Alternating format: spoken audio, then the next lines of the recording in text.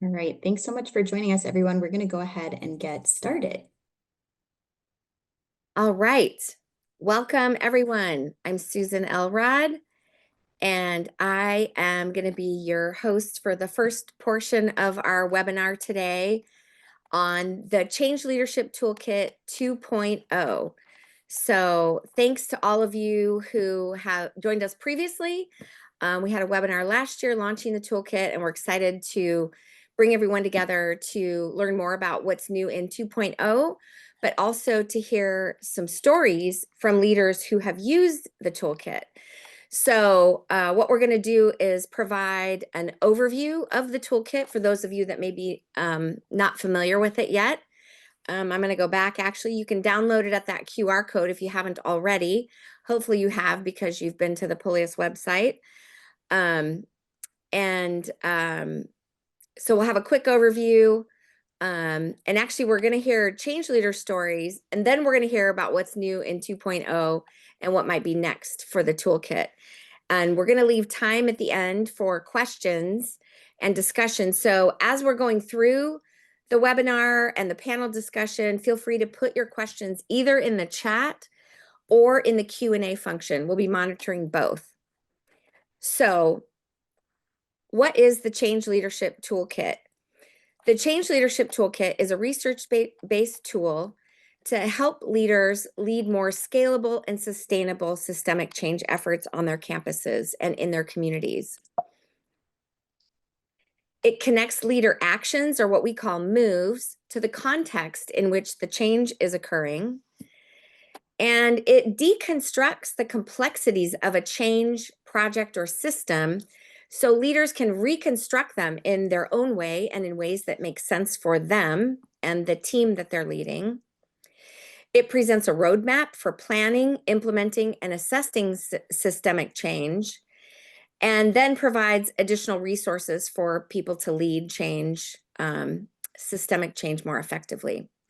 Here's the project team that developed the toolkit. So Adriana Kizar, who is a professor of leadership at USC, and myself, you can see there, Elizabeth Holcomb, postdoctoral research associate, and Angel Gonzalez, who's now was a postdoc with us and now is an assistant professor at Fresno State. And Elizabeth and I are going to be your hosts for today, along with our guest panelists.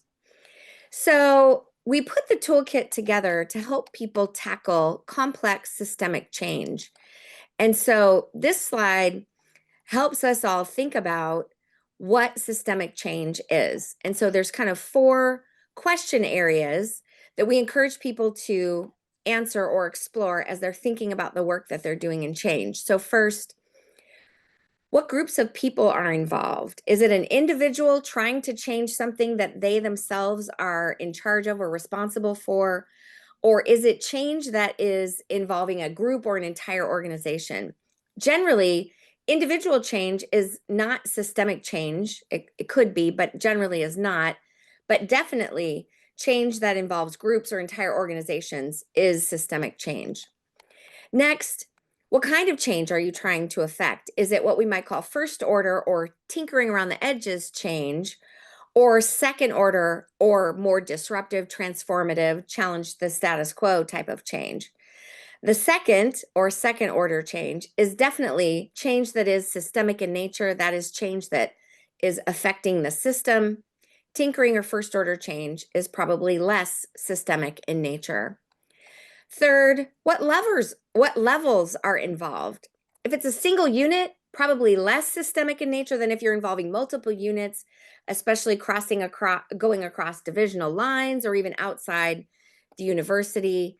And then finally, if the change you're leading will result in changes to structures, policies, processes, attitudes, values, norms, you are dealing with a systemic change.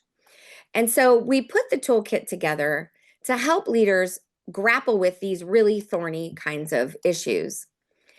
The toolkit is based in this ecosystem model of systemic change leadership. And this model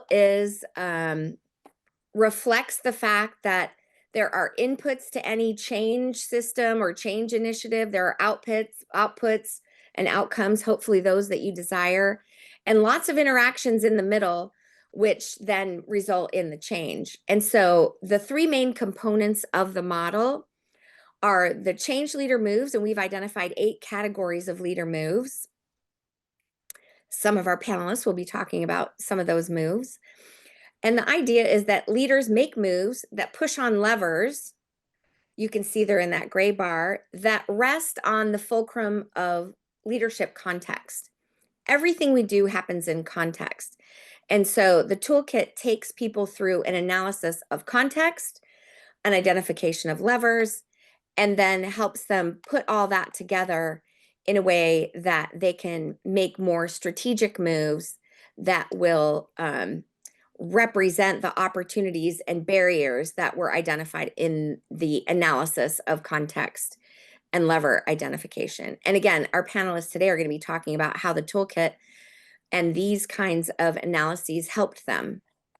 So the idea behind the toolkit, grounded in that model, is that it helps leaders better plan, implement, assess, and enact systemic change. So in any change process, over the first 3 to 6 months or some planning period, you start by defining your change goal, and then the toolkit has leaders take an inventory of moves they've already made, do a deep dive into their context, identify levers. All that comes together, and we have leaders create their own change leadership ecosystem map based on the model and this set of worksheets.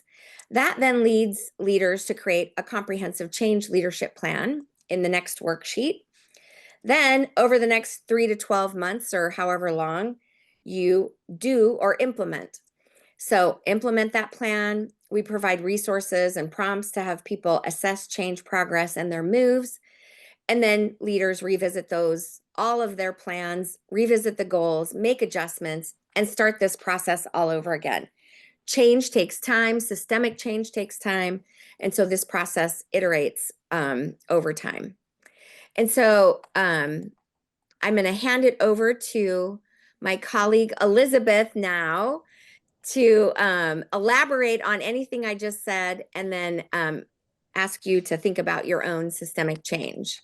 Yes, thank you so much, Susan. Hi, everyone. I'm Elizabeth Holcomb. I'm a Senior Research Associate with the Polia Center, and we're really grateful that you're here with us today, and hope that you'll dig in and talk to us a little bit about systemic change that you might be working towards. So we would like for you to take a moment and reflect on a systemic change project that either you're working on now, that you're interested in undertaking in the future, and maybe just giving a brief description of that in the chat. So again, systemic change is change that touches multiple departments, units, or divisions across campus or across multiple organizations. And it really gets at changes to structures and systems, policies and practices, as well as culture change, changes to values and norms. So if you wouldn't mind just sharing in the chat. Oh, it says the chat is disabled. Thank you. Yeah, I just see I can just chat with all of you. So I wonder if we can maybe I think I just changed that for you. Okay. But I appreciate those of you who brought that to our attention in the Q&A and with the hand raised.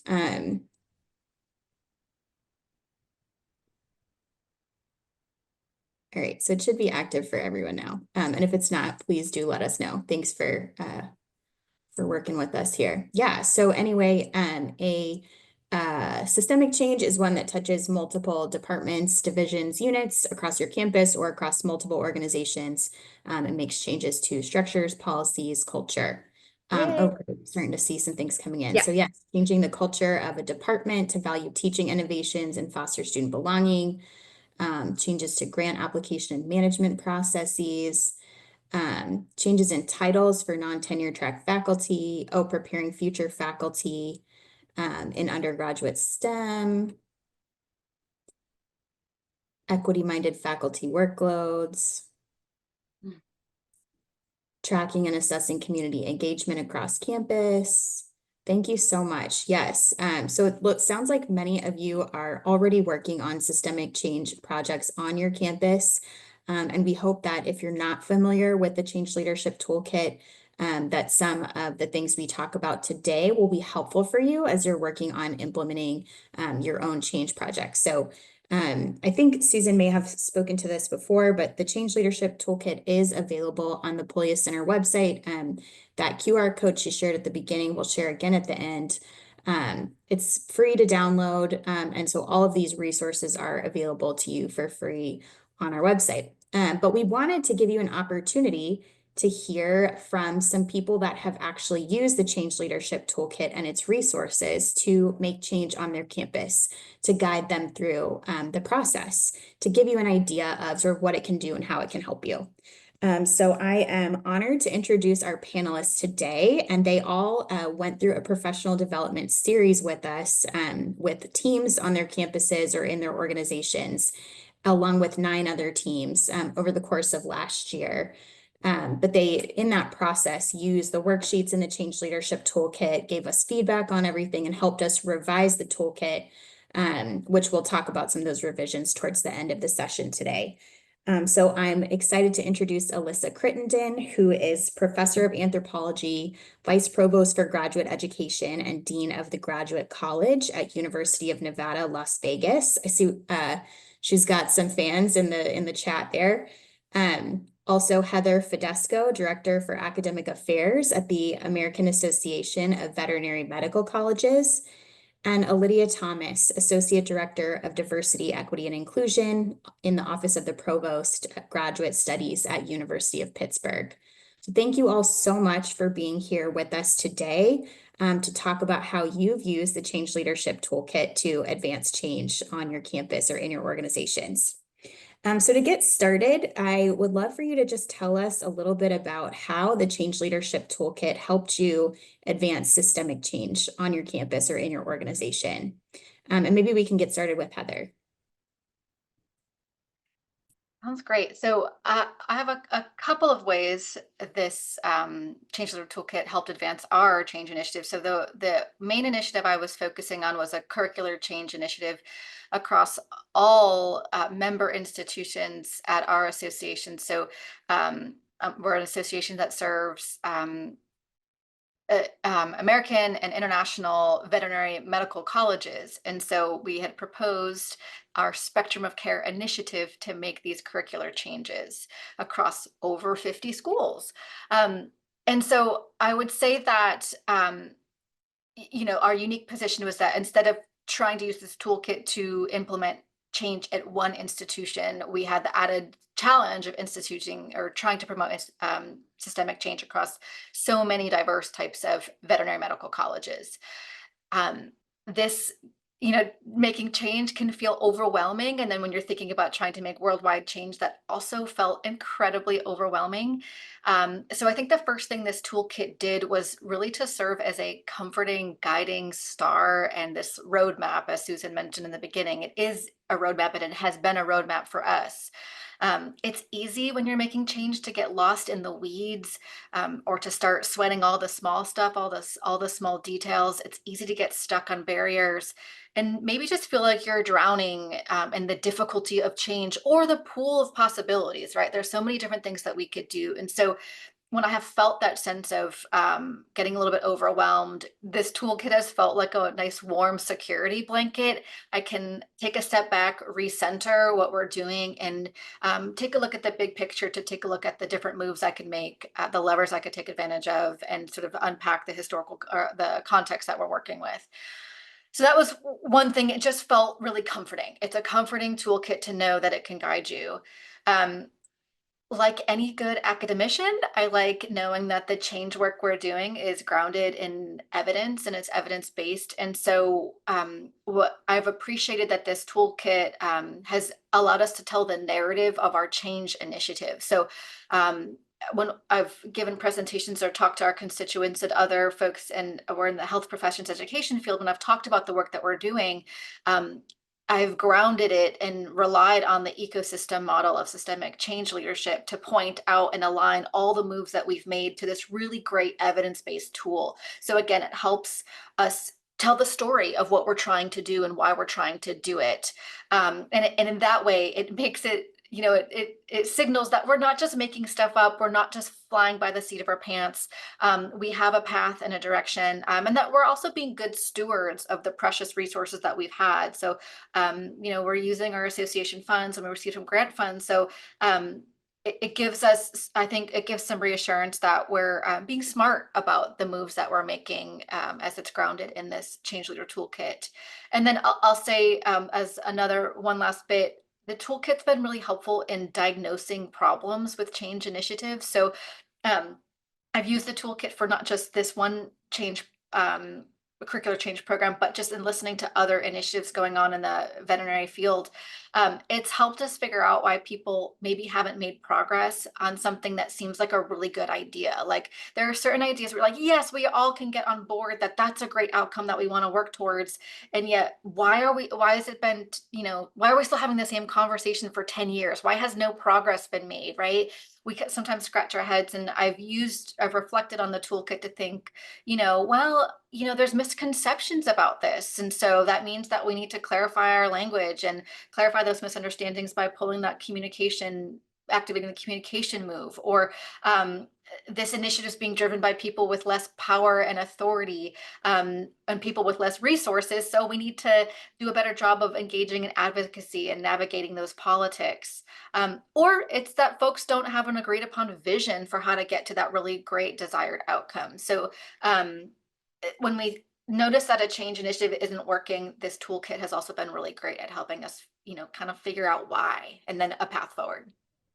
Thank you so much, Heather. I love what you said about sort of being a warm security blanket, a comfort to turn to when you kind of feel overwhelmed. I think most of us in higher education, like we're trained in our specific field, our specific discipline, but not necessarily trained in how to make change.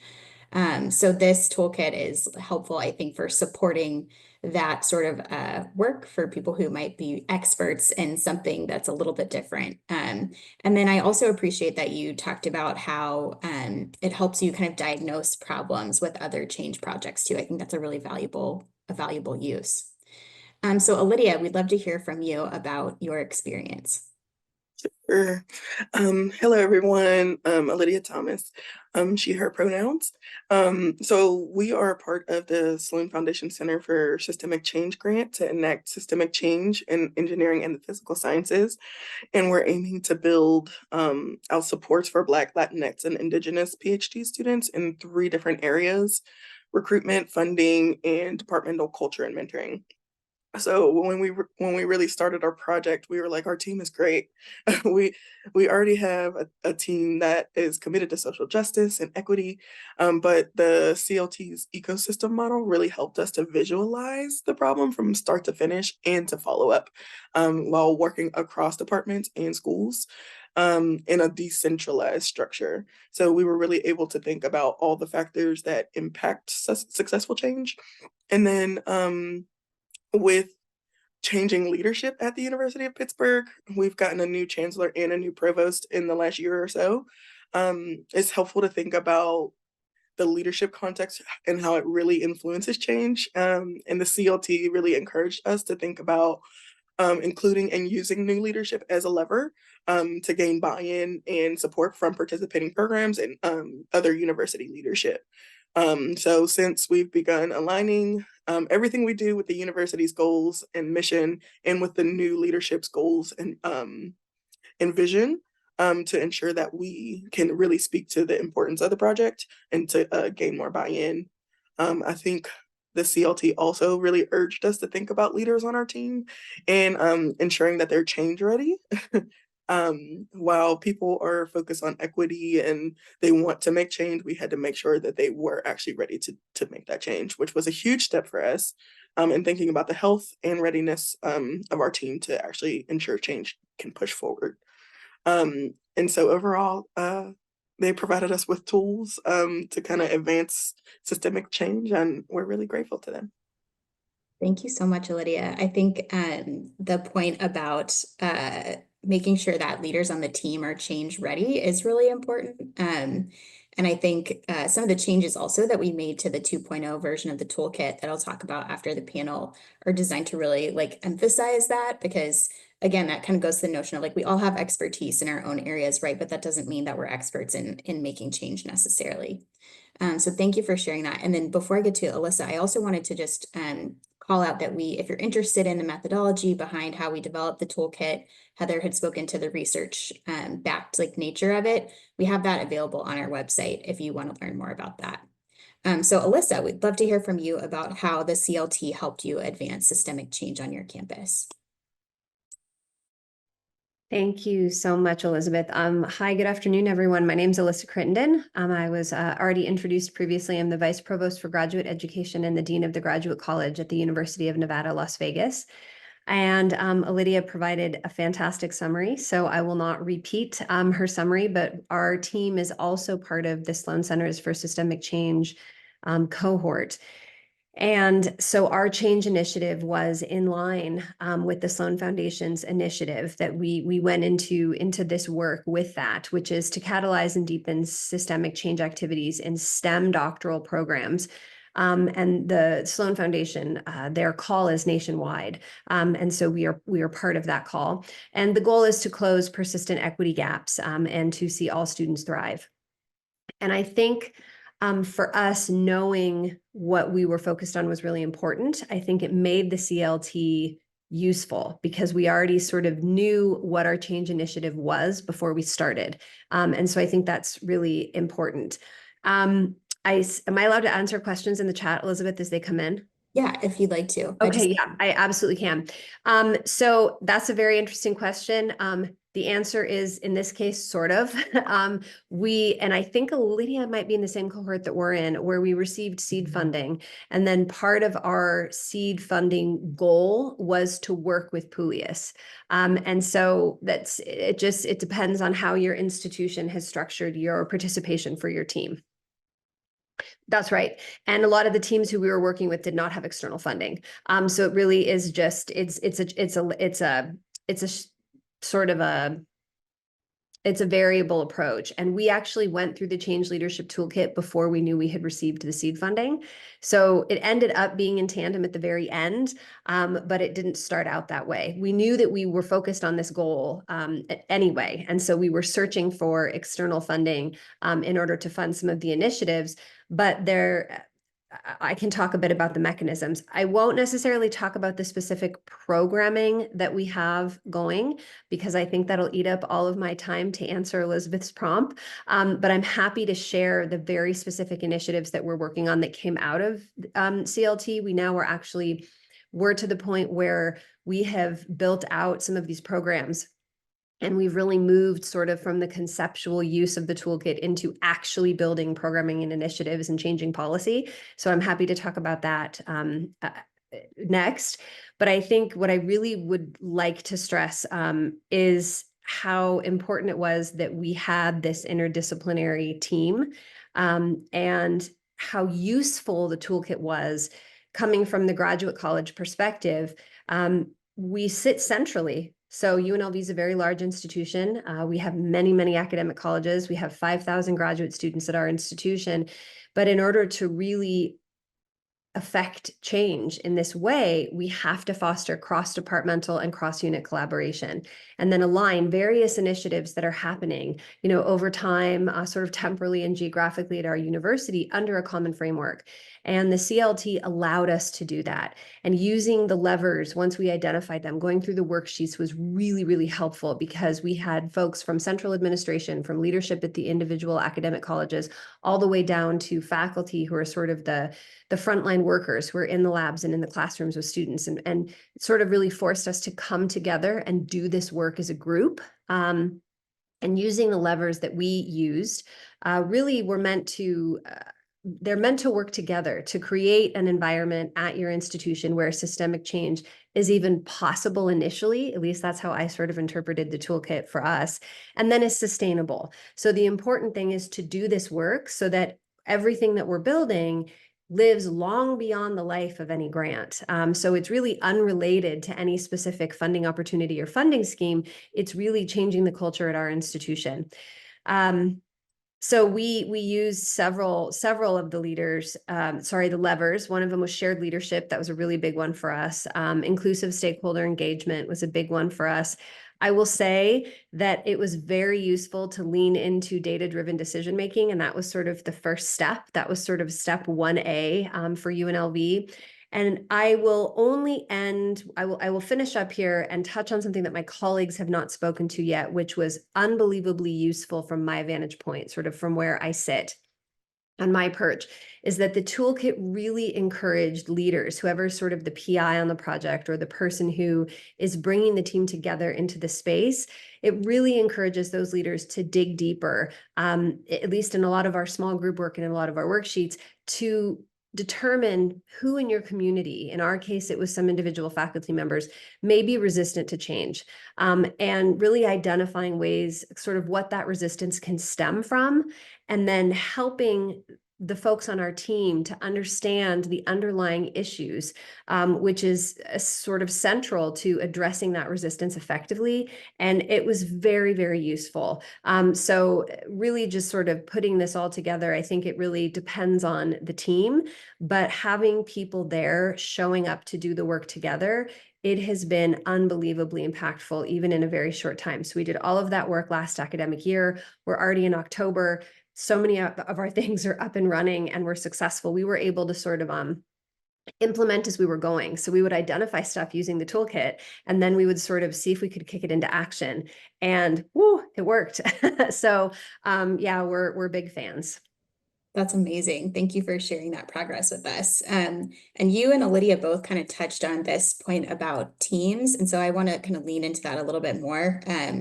With Lydia, it was about kind of the team and who on the team was really ready for change. And Alyssa, you were talking about how the toolkit helped you sort of identify people across campus, maybe who were more or less ready, and then think about the reasons why they might not be ready and how to kind of resolve some of those reasons.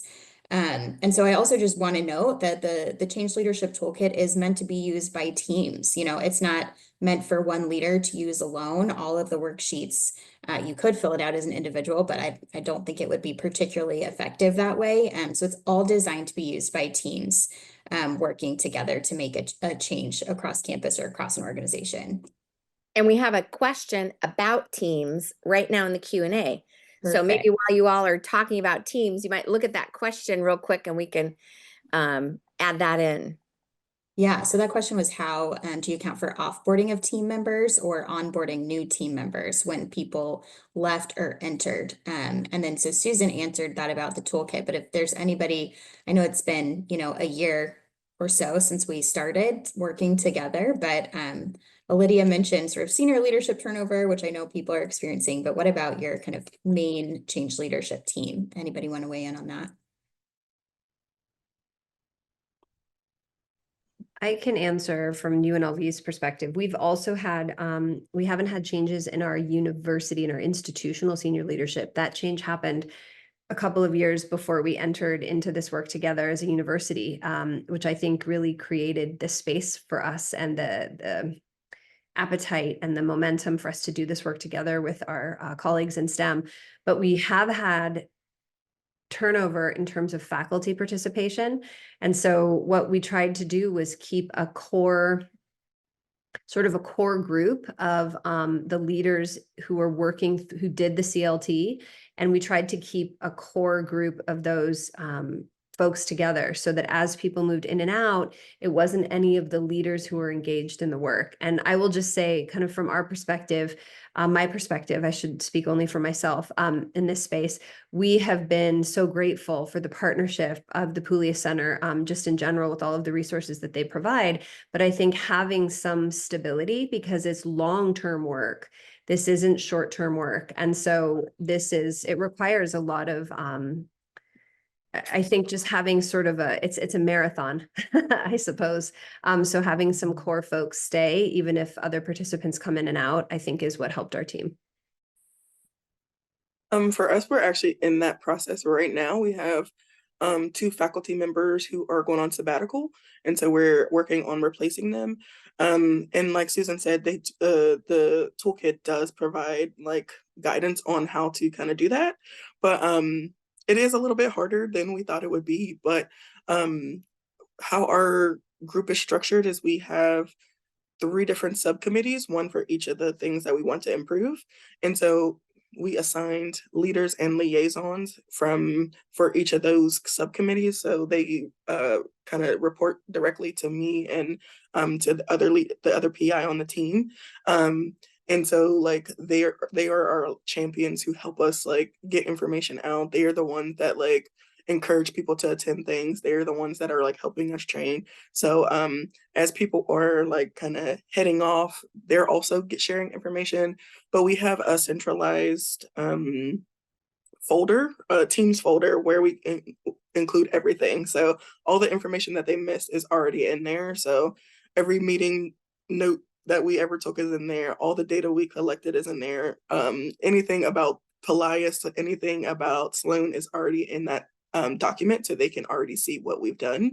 And then we put together like descriptions of each of our subcommittees so that they can look at that stuff. So if anybody does have to leave for something, they can come in and have all the information.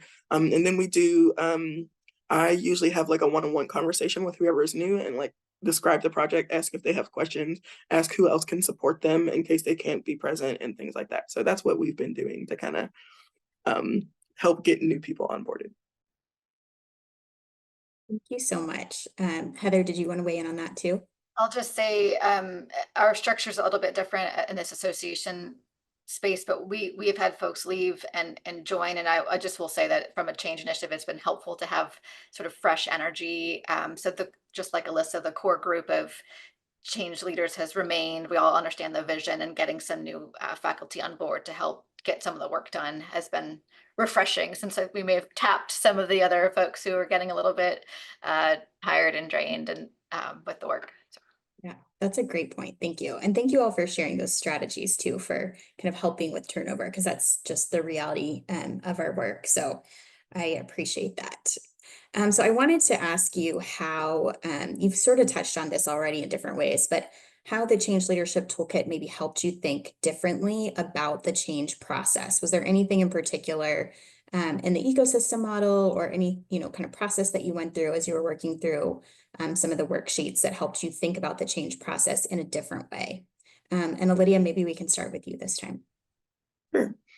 So I think our typical strategy for enacting change was always really fast-paced and like solution-focused.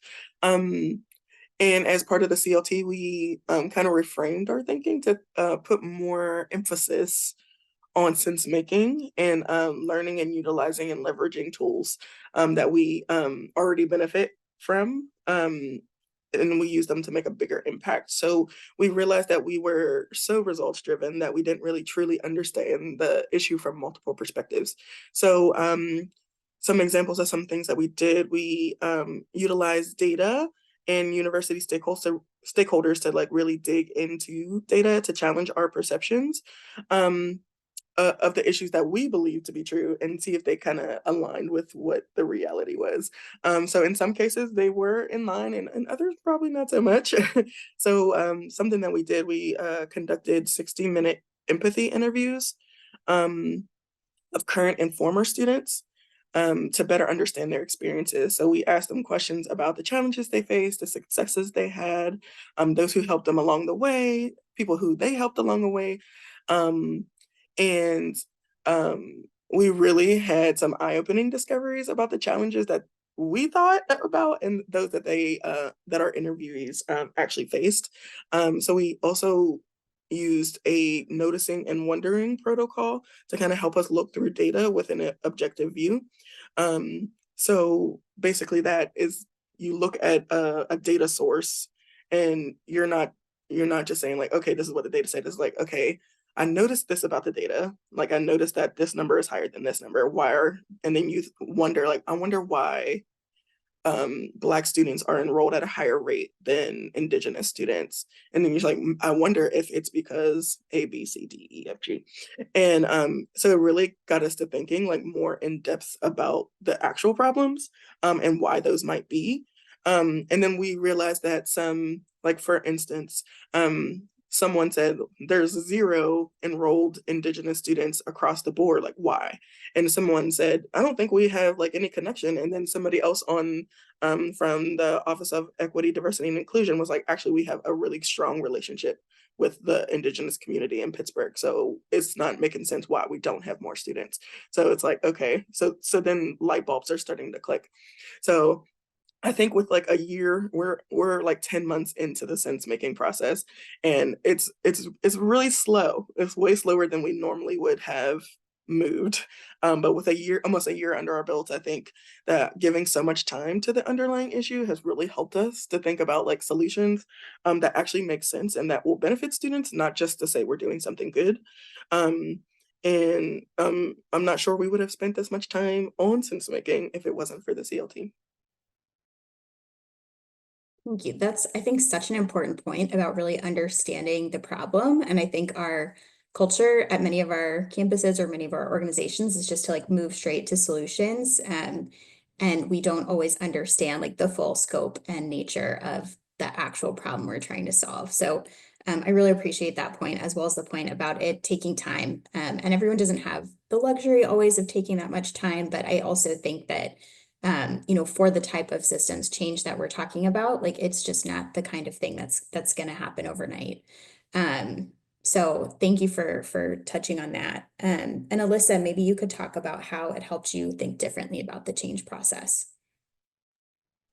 Yeah, absolutely. I do just want to thank Lydia for the way that she just talked about that, and then the way you followed that up, Elizabeth, because I think that's something we don't often talk about. I mean, everything moves at such a fast pace that I think it bears repeating, and it bears some intentionality for us to talk about this. I think one of the benefits for our team, most certainly from the toolkit, one of the ways that we also benefit from thinking about the change process in a new way is that we had to be really mindful about creating those long runways and what that means. And so often, particularly when you sit in a central leadership position, oftentimes the ideation stage is also the implementation stage, and there's very little difference. Like you leave the meeting and everybody's like action items, and then you're immediately moving to the next thing without really understanding how are you going to measure outcome data? Do you have stakeholder buy-in? I mean, all of these things that the toolkit sort of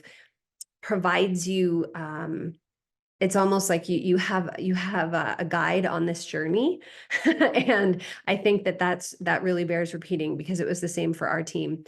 Another thing that I would like to share at UNLV is, I think for our team, it really was necessary that we involved stakeholders that involved academic faculty. Time and time again, when universities participate in many of these types of programs or trainings or workshops, it often is mid-level leadership or even sometimes senior leadership with a couple of faculty. And for us, because this is creating a fertile ground for a Sloan Scholars Program, because the work so directly serves students, like in the very immediate sense, it required us to have faculty buy-in. And so rather than being a top-down directive, the toolkit really allowed us to lean in on this work being collaborative and also importantly, iterative. So engaging in sort of not only thinking about focusing just on outcomes, but also encouraging us to really do a deeper exploration of the systems, the structures in place at our institutions, and also importantly, the cultural dynamics that were impeding or accelerating progress in certain areas over others. So this understanding was really critical when we launched certain initiatives. And the two that I'll just mention very briefly, we have introduced a mentorship mosaic at our institution. And the mentorship mosaic really hits on several different levels. So we started a peer mentorship program and a near peer mentorship program that really, it starts out dyadically, but it really puts students into a an ecosystem of mentorship support so that it's not just that dyadic interaction. It becomes community mentorship, even from student to student. We then have moved into building out our Mentoring for Mentors program, and that has been really impactful. Again, slow, intentional, long-term work for how you introduce and foster and sustain culturally aware mentorship at your institution. And the last piece, which we haven't started yet, but we're still sort of gathering data and working toward it, is the professional mentorship part and kind of the mentoring up component, also in all of these, but the mentorship, professional mentorship program. So that was really necessary, that we really thought about this as a collaborative and iterative process as that started going. We have also recently started engaging in work with the Equity and Graduate Education Consortium, where we're working through an equitable selection system track. And I really do not think that we would have been able to start any of that work even talking to faculty about why equitable selection systems are important, about why rubrics matter when you're doing admissions. How do we review letters of recommendation? I don't think we would have ever been able to even start that conversation in a meaningful and effective way had we not already had a bulk of the team go through the toolkit. Thank you so much. I think that really speaks to the importance of like having the right people on the team, like having faculty engaged from the right disciplines, right? So you understand how to, kind of shape the way that you're communicating with people and how to effectively make partnerships with organizations that'll kind of help you say and do the right kind of thing to help move the change forward. Thank you so much. So Heather, let's hear from you and the kind of multi-organizational perspective on this. Yeah, I think, like I mentioned, it can feel overwhelming to manage this scope of change. And in one of those reasons why it was overwhelming is because, and from our perspective, it felt like there was so many things we could do. There was a million different paths we could take and moves we could make. But when our time and finances are limited, we can't do all the things at once. And so the concept of levers was so helpful to be able to point us in the direction of here's how you should prioritize your next moves. And so we pulled a few levers.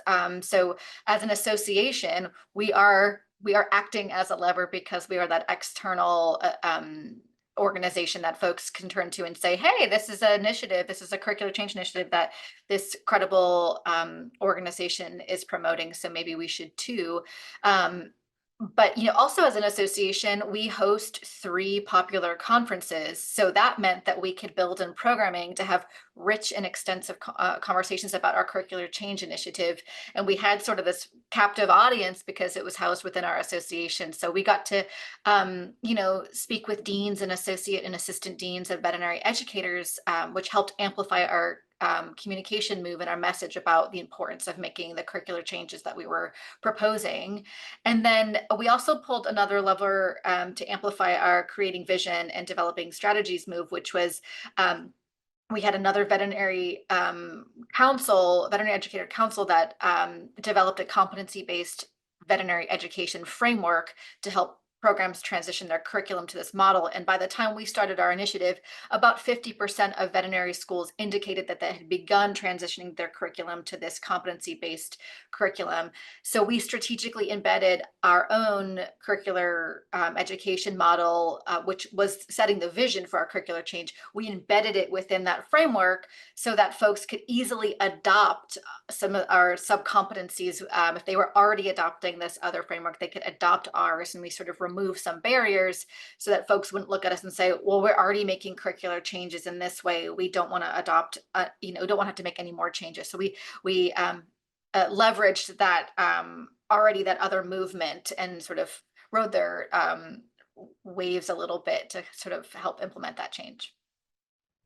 Yeah, thank you for touching on that idea of levers. I know Lydia and Alyssa also sort of alluded to the importance of levers, but just evaluating your context to identify potential opportunities to sort of accelerate what you're trying to do, things that already exist within your environment and how you can really take advantage of those or capitalize on those to move things forward, and also how they can help you prioritize what to do next. Because I think that often is one of those like big overwhelming things that you were all talking about at the beginning, right? Is like, well, how do we even know what to do first or what to do next? And I think identifying those levers can help you do that prioritization.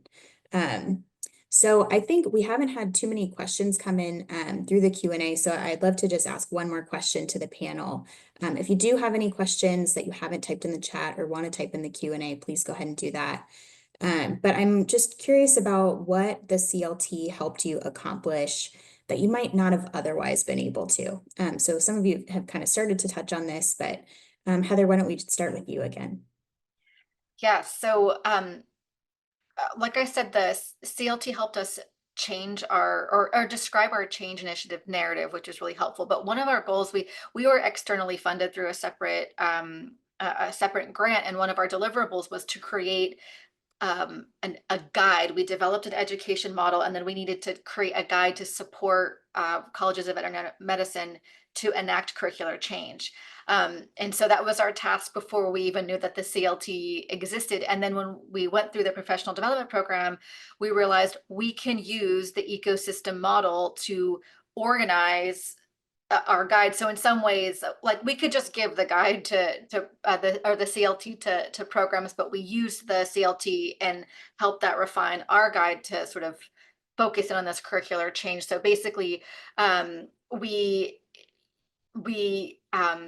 took all the parts of mostly the moves and broke down and drew on some of the resources within the toolkit and created our own resources to sort of help folks move along that line. So for example, we had our spectrum of care education model, which served as our vision. So that's what started out our guide is here's our proposed vision for change. But then we created a document to help folks think through their institutional context, since, you know, we're working across 50 or more institutions. And so using some of the thoughtful reflection questions in the toolkit, we posed our own reflection questions to have folks think about their context and tailor the vision to their own institutional context. So that was incredibly helpful. Seeing the whole ecosystem model, the different moves we can make, also pointed out what other resources we needed to create to help support curricular change efforts. So one of those things was creating a curriculum mapping process. So we had our education model, and then we created a process for programs to map their curriculum to our model as a way to sense, make, and learn, gather that data to say, where are our strengths in this preparation and where are our gaps? And then again, it just our guide will be available by the end of this year, hopefully. So if anyone wants to see that guide, I'm happy to share it. But it just pointed to so many other great resources that we were able to create in a short amount of time for our community. And another example was we recruited several people to write short little write-ups, 2-page write-ups connecting our curricular change efforts to hot topics and veterinary education as a way to give folks language when they're trying to make the pitch to their department chair or dean to say, we need to make these curricular changes because it's going to help us address our DEI initiatives or our well-being initiatives or, you know, the sort of the faculty shortage and recruitment and retention issues that the profession is facing. And so again, that's sort of giving folks a chance to pull their own levers, and we gave them some sound bites that they could use when they're making the pitch to their own program. So again, we're not making the changes for them, but the toolkit helped us figure out what resources we could create to support other programs in their curricular change. Thank you so much. And it's great to hear about all the things you created that are sort of specific to your own context that take this like a step further and make it a little more detailed to work best in your context. So Lydia, what about you? Anything the CLT helped you accomplish that you think you might not otherwise have been able to? Yes. Sorry. I really think the CLT just provided us like structure and tools to keep forward momentum. We've had a ton of early successes that we likely wouldn't have had otherwise. The toolkit really gave us a framework for anticipating challenges and thinking about them as tools for growth. So we really tried to use champions, which the CLT encouraged us to do in our change leadership. And I think it's been the most effective tool we've taken away from the experience. Our champions are really spreading the message far beyond our original scope. and we've been able to gain buy-in, and we're just like ready to like push forward. And I think having champions does really make the work way less intimidating because we don't have to do it all by ourselves, and they're like willing and ready to kind of help us. Some things that we've accomplished, we're in the process of implementing holistic rubrics across all 12 departments in our participating programs this semester. And so we're hoping to push all of those out this semester. One of our departments already pushed one out, and they found early success with that. And they found specific instances where a student might not have been admitted, but they were based on the new rubric, which is great. We re-envisioned one of our mentoring programs, or one of our fellowships programs, to not only focus on the funds, but also focus on mentoring and networking. Our team partnered with the Racial Equity Consciousness Institute to have training on anti-racist frameworks. And honestly, I think the best part of it has been really digging into the data and tackling the big issue and figuring out what those actually are. And I don't think that would have been possible without the CLT, just because we had access to other institutions like Heather and Alyssa's, where we could bounce ideas off of them. Some of them have given us ideas to kind of move forward on, or maybe tweak a little bit to make more sense for Pitt. And so just the CLT has been a great experience.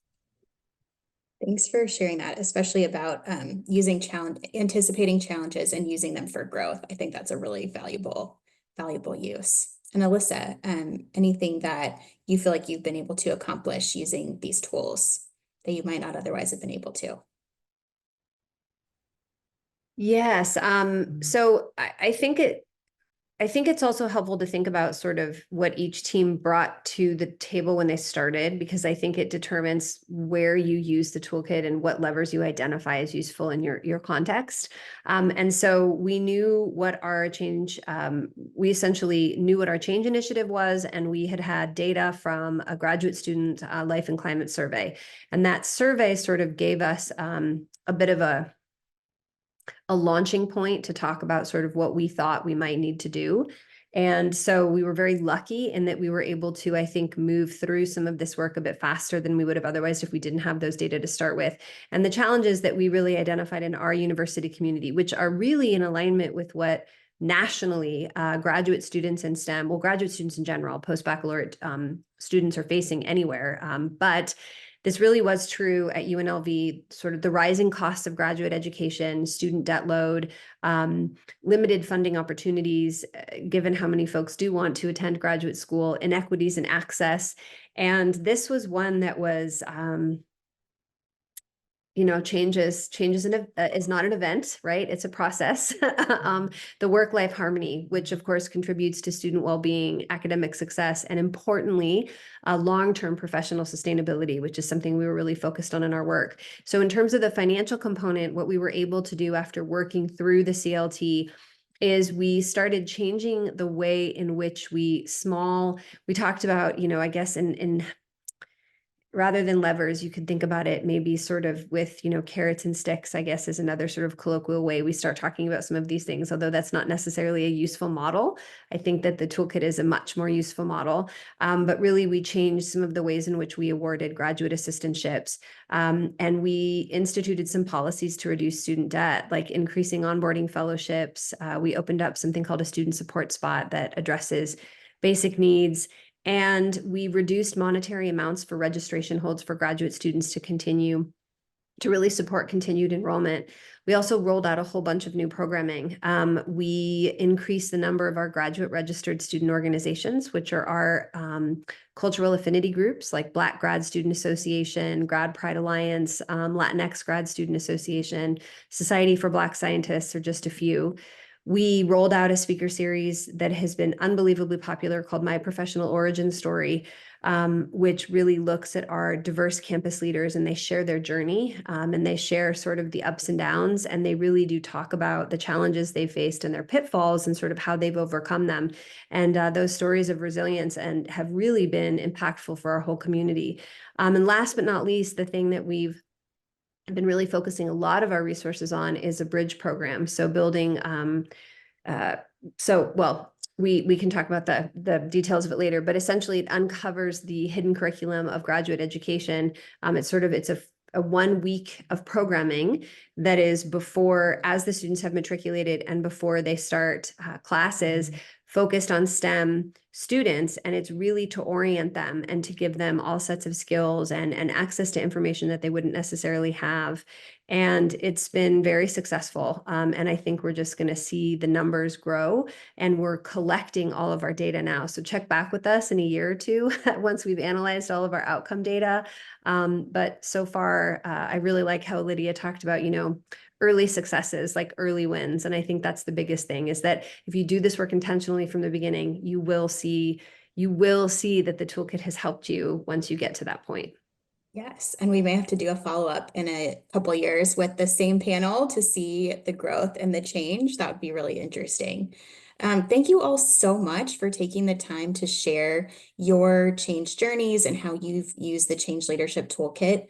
Really, really appreciate your time and wisdom that you've shared with us today. So just in the last couple minutes that we have together, we wanted to share some additional resources with everyone in attendance. So if this kind of sparked your interest and you want to learn more about what the Change Leadership Toolkit principles look like in practice, we developed 10 different case studies using these principles at these campuses that you see listed here. You can check that QR code, which will take you directly to the page, or visit the Polius Center's website to download any of these case studies. And they're all fairly short, and they have some reflection questions at the end to help you kind of think through the moves and the levers and the context and how you might dig into those on your own campus and in your own context. And then we wanted to just share what's new. We've been kind of referencing this CLT 2.0. So Heather, Lydia, and Alyssa, as we mentioned, were part of a professional development series that we ran last year, which was designed both to support teams in using the Change Leadership Toolkit, but also to get kind of real-time practitioner feedback on what was most valuable about the CLT and what might need to be tweaked or adjusted to better serve practitioners. So with their support and their teammates' support and the support from the 9 other campuses that participated, we did revise the CLT into this 2.0 version, which is the version that is currently up on our website.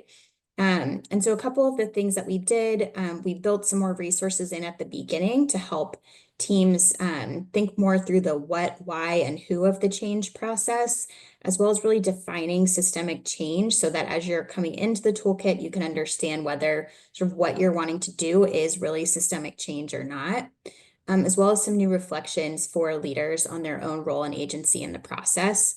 We also added a new worksheet that we called the ecosystem map to help kind of put together the moves, the context, and the levers in one place so that you can understand sort of your current state before you really are planning for the future. And then we just streamlined some things in all of the different categories to be more understandable. And we hope it's a lot clearer for those of you who are downloading it now for the first time. And what's next? Sorry, that's our next slide. What's new and what's next?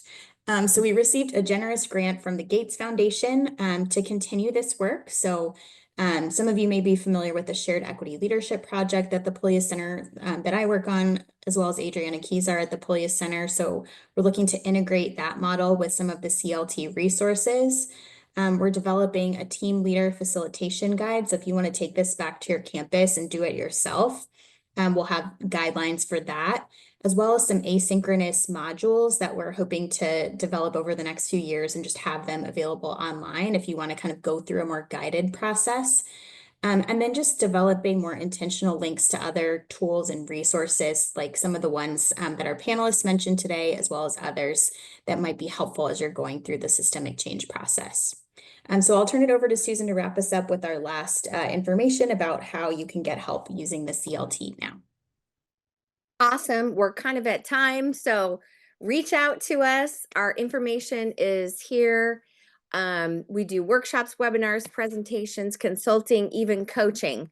So if you want more one-to-one help, or you've got a campus where you think a deep dive into the workshop or into the toolkit worksheets, a workshop on worksheets on the CLT, just reach out to any one of us. Again, our contact information is there.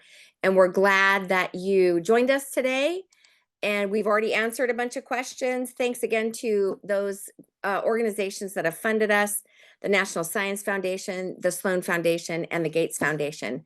So with that, I think we'll close it off and thank everybody and our panelists for really helping us understand more about not only systemic change and how to lead it, but how the toolkit can be helpful. So thanks, everybody.